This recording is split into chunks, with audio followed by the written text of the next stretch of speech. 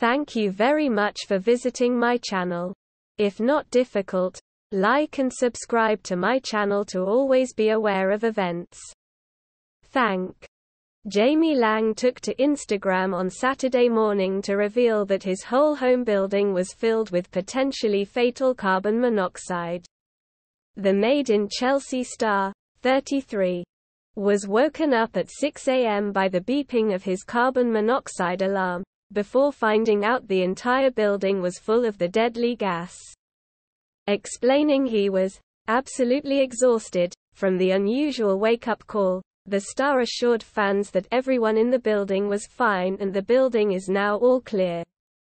Posting to his 980k followers at 6 a.m., Jamie admitted he was unsure what to do after half an hour of constant beeping from the alarm.